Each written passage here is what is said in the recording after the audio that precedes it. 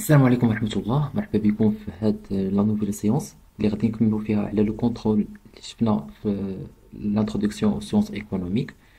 وعندنا 3 questions donc qu'on va répondre au total على 6 ديال les sous-questions. Au niveau de la section 3 qui s'intéresse à l'équilibre du marché. Donc elle a expliqué qu'est-ce que l'équilibre du marché et son importance.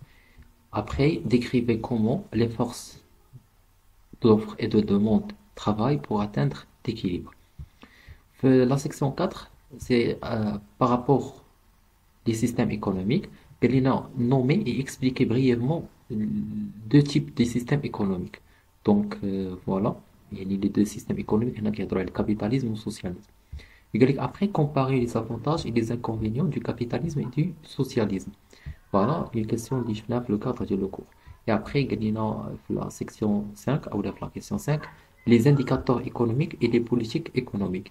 Elle définissait le PIB, le produit intérieur brut, et son rôle en tant qu'un indicateur économique. Et puis, la dernière question, قلنا différencier entre politique monétaire et politique budgétaire. Donc, on doit aborder la différence entre les 2 politiques. Très bien. On va commencer tout d'abord de la section 3 qui s'intéresse à l'équilibre du marché où السؤال الأول اللي قال لنا فيه expliquer ce qui l'équilibre du marché et son importance. Donc ملي كنهضروا على l'équilibre du marché, il faut savoir que l'équilibre il se produit lorsque la quantité demandée d'un bien ou d'un service correspond à la quantité offerte sur le marché. Donc voilà, c'est ça ce qu'on appelle l'équilibre. À cet état, il n'y a ni surplus ni pénurie et le prix est stable. Donc c'est ça la situation d'équilibre au niveau du marché. Donc l'équilibre, il est l'importance d'Yellow, il est crucial car il permet une allocation optimale des ressources et il reflète les préférences des consommateurs et la capacité des producteurs à répondre à ces préférences, créant ainsi une harmonie économique. Donc c'est ça ce qui est essentiel pour l'équilibre parce que il y a l'allocation des ressources ou qui reflétait les préférences de chaque consommateur et bien sûr la capacité des entreprises à répondre à ces préférences. Très bien. Donc ça c'est au niveau de cette première question. La deuxième, pour décrire comment les forces d'offre et de demande travaillent pour atteindre l'équilibre. Donc l'offre et la demande sont les moteurs de l'équilibre du marché. Donc voilà, dans un niveau lorsqu'il y a la demande excède l'offre, c'est-à-dire la demande il est supérieure à l'offre, les prix ont tendance à augmenter. C'est bon؟ يعني ملي كتكون طلب أكبر من العرض فهذا كيخلي ارتفاع الأسعار. Incitant les producteurs à offrir davantage, c'est-à-dire donc ils vont offrir davantage les quantités, tandis que les consommateurs réduisent leurs achats. Et inversement, يعني إذا كان العكس يعني كانت l'offre dépasse la demande, c'est-à-dire هنا غيكون العرض أكبر من الطلب فهذا كيؤدي إلى انخفاض الأسعار. Les prix baissent encourageant les consommateurs à acheter davantage وهنا المستهلكين كيبغيو يشروا أكثر بينما يعني les producteurs ajustent leur offre. Donc, ce processus dynamique se produit jusqu'à ce que l'équilibre soit atteint. L'équilibre la fluctuation في البري أو في l'offre et la demande حتى كيوصل le moment d'équilibre. C'est pour assurer une répartition efficiente des biens et services sur le marché. Donc ça, c'est au niveau de la première question, au niveau de l'équilibre du marché. Maintenant, on va passer pour les systèmes économiques. وهاد la partie هضرنا فيها مزيان على السيستم capitaliste au système socialiste. Donc, on a parlé là les 2 systèmes, donc nommer et expliquer brièvement les 2 types de systèmes économiques. Donc, maintenant, au niveau de cette question, le capitalisme, c'est quoi? Dans ce système, les moyens de production et distribution sont détenus et contrôlés par les individus ou les entreprises privées.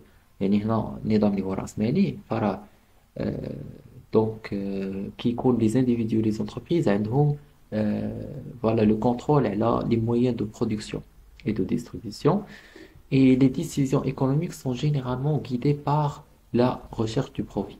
Et donc c'est ça ce qui guide les décisions économiques et le marché joue un rôle central déterminant les prix et la distribution des ressources. C'est-à-dire, c'est le marché qui règle les races au braceau qui font donc sans intervention de l'État.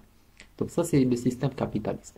Donc au niveau du socialisme, à l'inverse, il vise à collectiviser ou bien à contrôler collectivement les moyens de production et de distribution.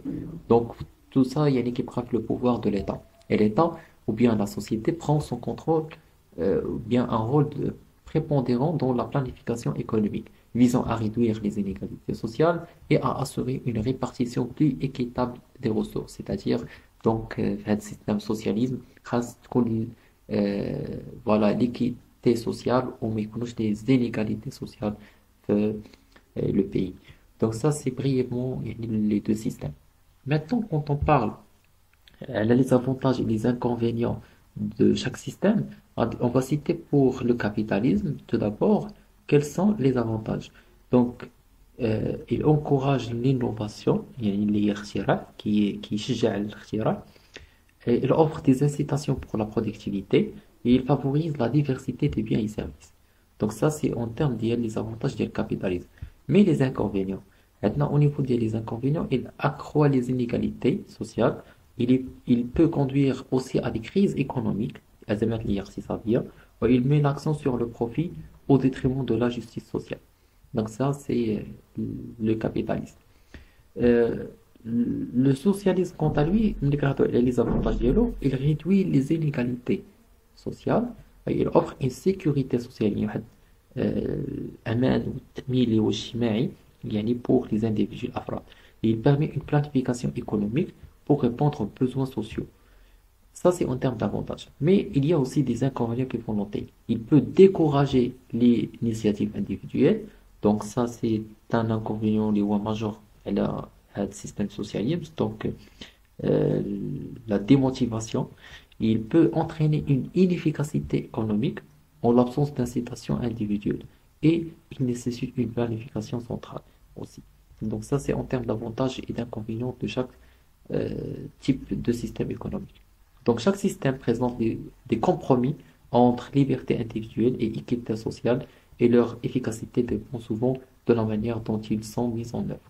Donc voilà, comme vous savez tous, quand on observe des exemples, l'adoption de chaque système, euh, on sait très bien le système capitaliste اللي كان منتشر في les États-Unis, socialisme كان في l'Union soviétique, l'Ittihad soviétique.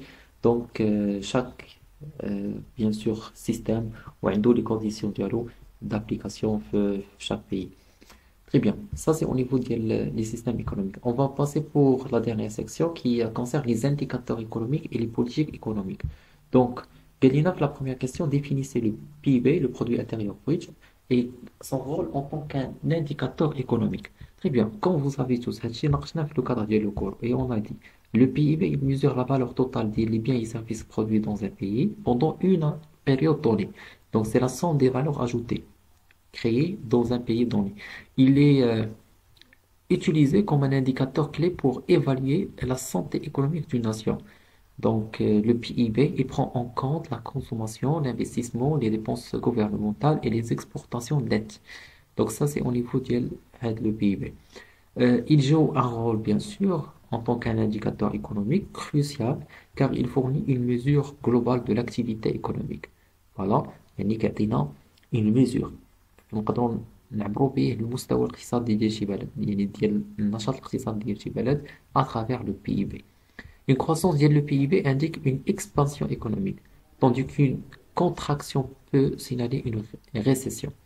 Le PIB est également utilisé pour comparer les performances économiques entre les pays. Donc, il est bien entre les pays. Généralement, on utilise des indicateurs économiques pour le PIB. C'est bon? Donc, ça, c'est au niveau de la question. Elle est très simple.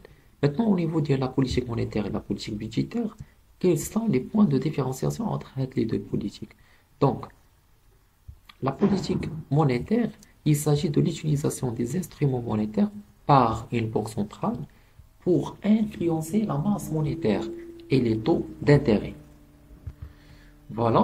Donc, la Banque centrale, هي اللي كتحكم في هاد la masse monétaire et le taux d'intérêt. Et il ajuste les taux directeurs pour stimuler ou freiner l'activité économique. Donc, une politique monétaire expansionniste vise à stimuler l'économie en réduisant les taux d'intérêt, tandis qu'une politique restrictive vise à contenir l'inflation en augmentant les taux. Donc ça, c'est au niveau de chaque politique qui est pratiquée par la Banque centrale du pays. Voilà, ça c'est au niveau de la politique monétaire. Maintenant, la politique budgétaire. Donc, la politique budgétaire est aussi impliquer l'utilisation des recettes et des dépenses gouvernementales de l'État pour influencer l'économie. C'est bon? Une politique budgétaire expansionniste consiste en des dépenses accrues ou bien des réductions d'impôts pour stimuler l'activité. Donc voilà, c'est l'État qui intervient à le moment pour euh, voilà, il va euh, faire des dépenses qui sont accrues ou bien il va réduire le taux d'imposition. Tandis qu'une politique liée restrictive, il implique l'inverse, c'est-à-dire des coûts budgétaires ou bien des augmentations d'impôts pour freiner l'inflation. Donc ça, c'est au niveau de chaque politique, donc qui sont assez importantes pour chaque pays. La politique monétaire en complément avec la politique budgétaire. Donc ça, ce qui concerne le contrôle, on a vu l'ensemble des questions. Donc je vous recommande de voir encore une fois vos questions et vos réponses euh, pour maîtriser yani le style pour répondre à chaque question. Et après, on va voir d'autres cas et d'autres exemples, les séances à venir. On va voir des QCM, yani parce que vous avez demandé beaucoup de travailler les QCM. Donc on va voir les questions à choix multiples باش حتى هي تميتريزي الطريقة ديال الإجابة عليها. Donc je vous donne un rendez-vous dans une prochaine séance, Inch'Allah. À la prochaine.